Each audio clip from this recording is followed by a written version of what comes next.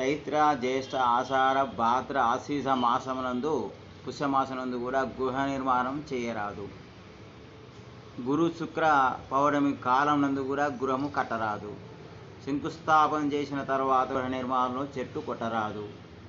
గృహ నిర్మాణం చేయువారు స్థలం నందు ముందుగా వాస్తు పూజ చేసిన తర్వాత కట్టబడిన ప్రారంభించవలను.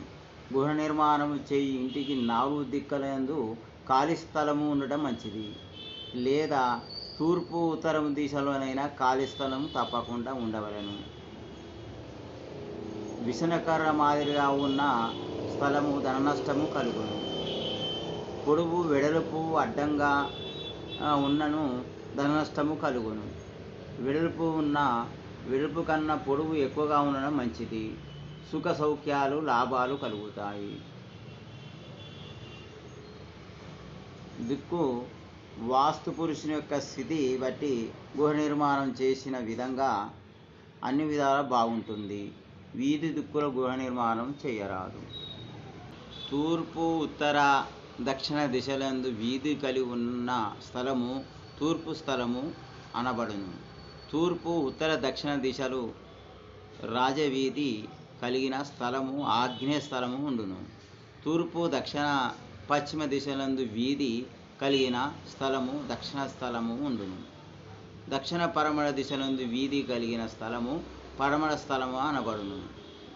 దక్షిణ పశ్చిమ ఉత్తర దిశ వీధిలో గల స్థలములకు వాయు వ్యవస్థగా ఉండును.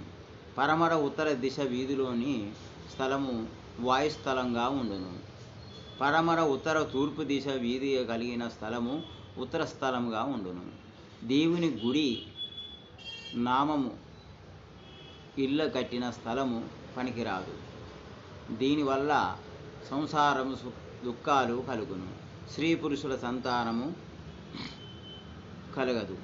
గృహ నిర్మాణమునకు ప్రతి గృహ నిర్మాణ పరహారి మరియు సింహద్వారం ఉండడం మంచిది. తూర్పు వైపు ముఖము గల ఇంటికి ఉత్తరము వాయువునందున మరియు ఉత్తర వైపు ముఖము గల ఇంటికి తూర్పు ఆగ్నేయ దిశలోని లాట్రిను నిర్మాణం చేయవచ్చును. దీనిని వాయు దిశ అంటారు. ఆగ్నేయ మూల స్థలయందు కొంత ఖాళీ స్థలము విడిచిపెట్టవలను. ట్యాంకులు నీటి పక్కన తవ్వుకోవచ్చును. తుమ్మ చెట్టు మర్రి చెట్టు పెద్ద వృక్షాలు పెంచరాదు.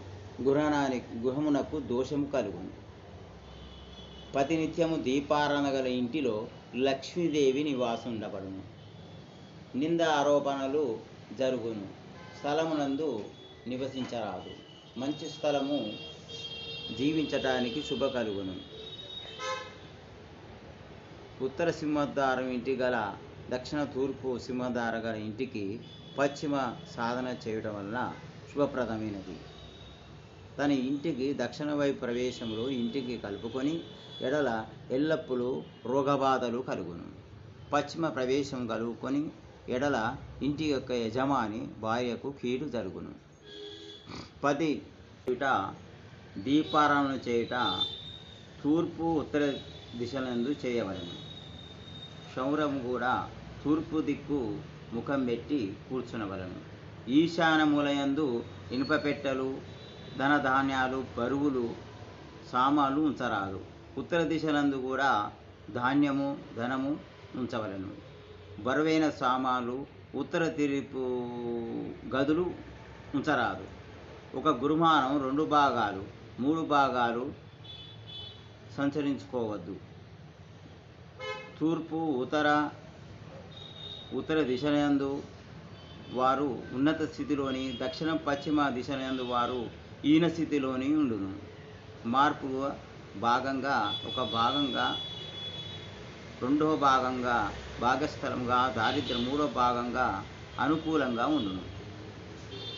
తూర్పు ఉత్తర దిశలందు రాజవీధి గల స్థలాలు ఈశాన స్థలం బట్టి గ్రహానందు గృహములను కట్టుకొని నివసించరాదు. సర్వ సౌఖ్యాలు భోజన సౌఖ్యాలు ప్రాప్తించగల ఇంటి యందు వృద్ధి పొందగలుగుతాది. ప్రతినిత్యము దీపారాధన గల ఇంట్లో చెప్పిన కదా.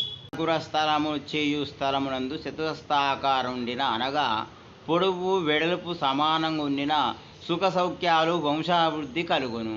వెడల్పు కన్నా పొడవు ఎక్కువ ఉండటం వల్ల మంచిది. సుఖ సౌఖ్యాలు లాభాలు కలుగుతాయి. విసనకాయ చెప్పి జై శ్రీమన్నారాయణ. వాస్తు దోష సంబంధించిన వివరాల కొరకు కామెంట్ సెక్షన్లో కామెంట్ పెట్టండి.